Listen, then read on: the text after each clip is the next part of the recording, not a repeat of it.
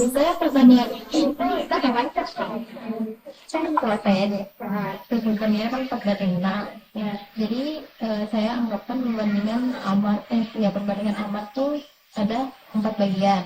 Terus perbandingan Edward itu ada 6 bagian. Nah, jadi kan yang diketahui ini kan kelerengnya Desi. Nah, jadi tuh kelereng Desi ada 48 butir. Makanya saya 48 tuh saya bagi dari bagiannya Desi. Bagiannya Desi kan ada 6. Makanya saya 48 dibagi 6. Jadinya 8. Nah, kita cari lagi kelerengnya Ahmad itu berapa. Nah, dari perbandingannya di sini kan 8 kan dapatnya. Tuh saya kali sama bagiannya Amar. Amar tuh dapat bagian 4 kan, jadi 4 saya kalikan 8, makanya hasilnya 32.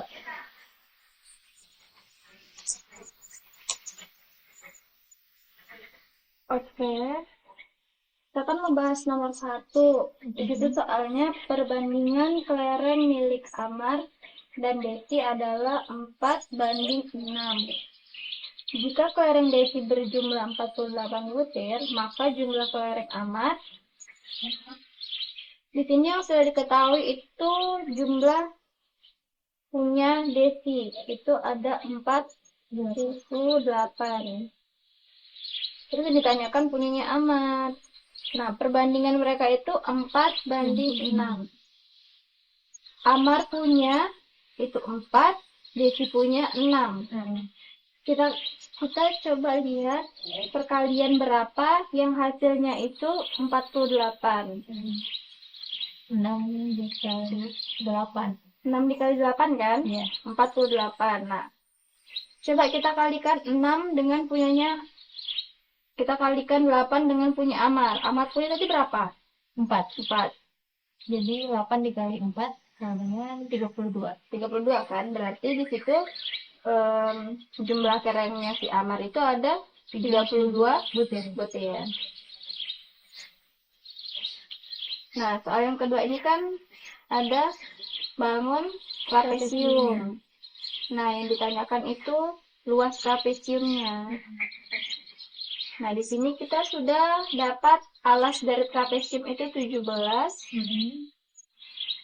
sama 14.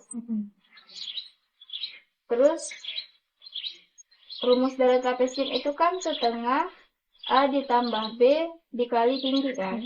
Tapi di sini kita belum tahu ini tingginya trapesium ini. Nah, kita perhatikan nih gambarnya. Di sini adakah yang bisa kita jadikan garis bantu?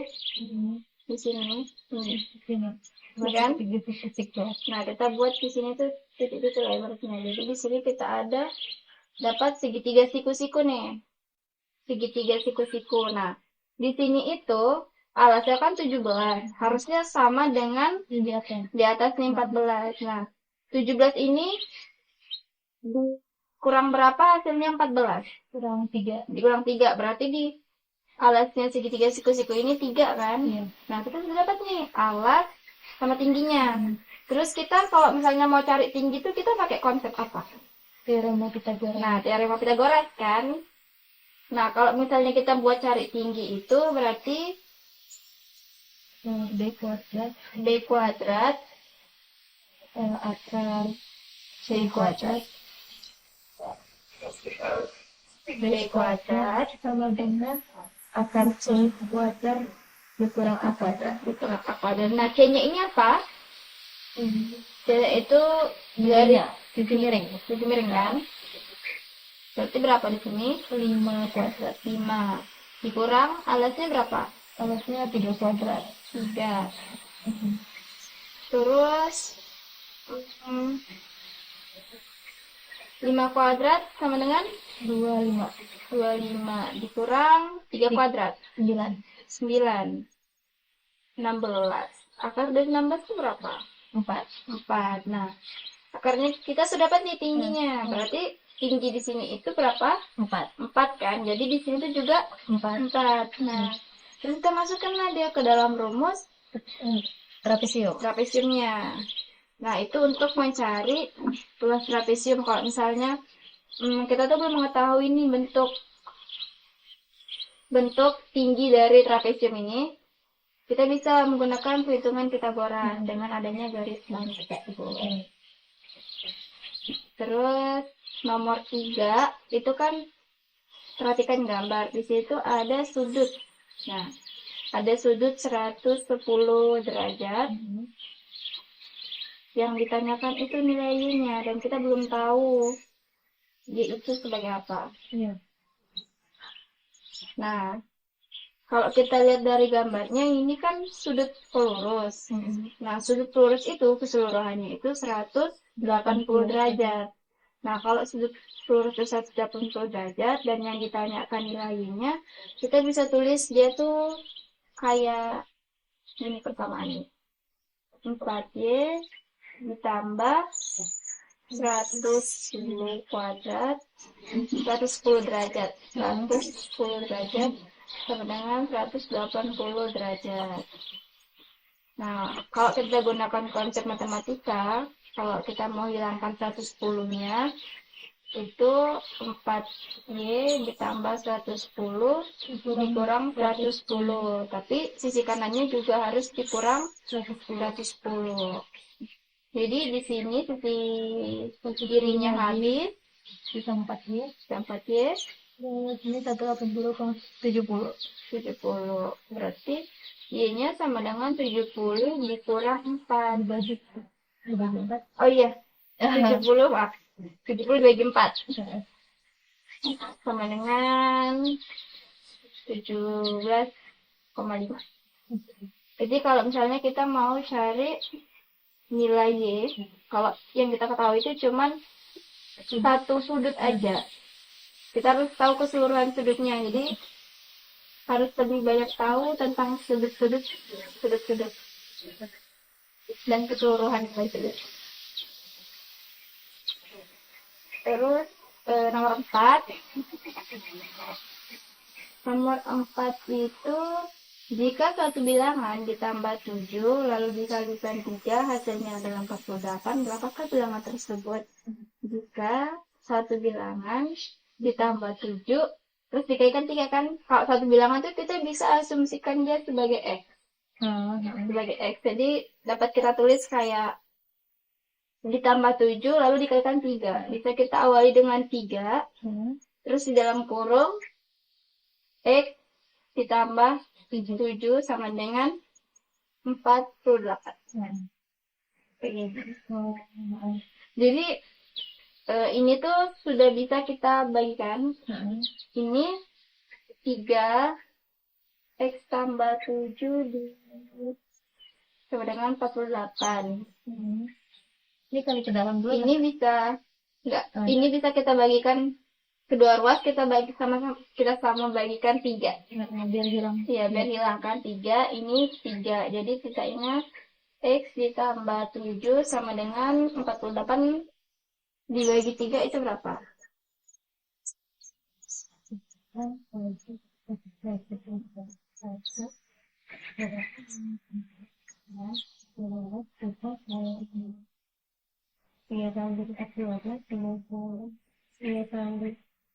Tiga kali 5, 15 tambah 3 kali 6. Berarti kan? Ya. 6. Berarti 16. Nah, 16 kan?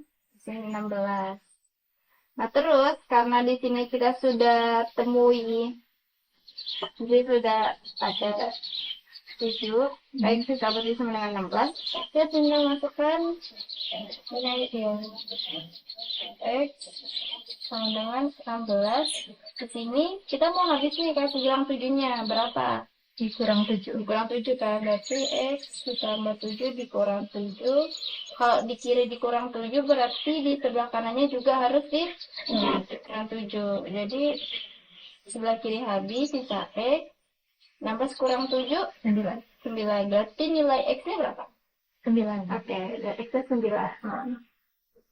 Begini, kalau misalnya ada soal suatu bilangannya itu yang kita ketahui itu dapat kita misalkan dia sebagai X supaya pencariannya lebih mudah.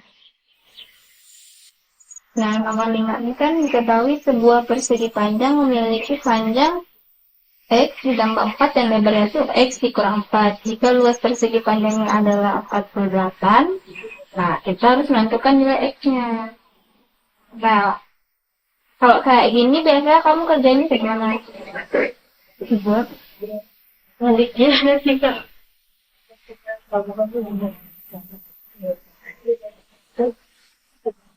X plus 4 S plus 4. Karena itu kan mencari apa nih? Luas. Luas persegi. Luas persegi itu kan panjang kali lebar. Nah, tadi panjangnya tuh X plus 4, lebarnya tuh X min 4. Makanya X plus ini X plus 4 dikali X min 4. Nah, jadi nanti kayak Ya, jadi kalau misalnya kita dapat kayak gini, kita kan di sini sudah jelas tuh sebuah persegi. Nah, sebuah persegi itu rumus luasnya itu kan L kali lebar. panjang kali lebar kan. Nah, di situ kita sudah ketahui nih, panjangnya itu X plus 4 dan lebarnya itu X min 4. Kita tinggal tulis Panjang kali lebar. iya, panjang kali lebar jadi X Plus 4 plus 4 terus dikali min 4. X min 4 sama dengan 48. 48. Nah, kalau sudah kayak gini, apa yang kita lakukan? Yang ini kali ke dalam. Kali masuk. Ya. Ya, kali masuk. Jadi kita kalikan masuk. Jadi X kali X itu X kuadrat, X kali min 4 itu Min 4 min 4X, terus 4 kali X plus 4X plus 4X, 4 kali 4, 4 kali min 4 itu min 16. min 16 sama dengan 48. Nah, terus ini ada yang habis nih. Kita satukan dia. Yang variabelnya sama. Di situ kan ada min 4X tambah 4X. ya, Jadi habis. Jadi sisa X kuadrat min 16. min 16 sama dengan 48. Kita mau jadikan dia sama dengan 0. Jadi dikurang 48. Iya. Jadi kuda luas dikurang 48. Ya, terus dikurang 48. Jadi X kuadrat dikurang 16 dikurang 16 dikurang 48 dikurang 48 sama dengan 0. sama dengan 0 karena 48 dikurang 48 habis. Kan? Terus di sini kita punya bilangan yang sama yang tidak ada variabelnya, yaitu min 16 dikurang 48. Jadi X kuadrat min 64 sama dengan 0. Nah, kita mau pemfaktoran nih. Berapa yang dikali berapa hasilnya itu min 64. Berarti 8 dikali min 8. 8 ya. Maka ya, Jadi X ditambah 8 dikali X min 8. Karena 8 kali 8 8 kali min 8 min 4 gitu. Jadi X-nya ini 0 berarti positif, berarti X plus 8 sama dengan 0, X sama dengan 8. Kalau yang ini X 8 sama dengan 0, X-nya sama dengan 0 tambah 8 tambah 8. Ya nggak sih? 8. Enggak dong. Itu 8. Iya, maksudnya 0 tambah 8 jadi hasilnya 8. Iya, betul. Kali ini min 8 berarti. Iya, min 8. Ya. Jadi X-nya ambil yang 8. Ya, 8 karena panjang nggak ada ini 8. Jadi X-nya sama dengan 8, maka panjangnya 8. Ya, 8. Oke. Nah, nanti untuk prosesnya kakak kasih bisa kerjakan. Soalnya nggak jauh dari materi yang kakak kasih di kita. Oke?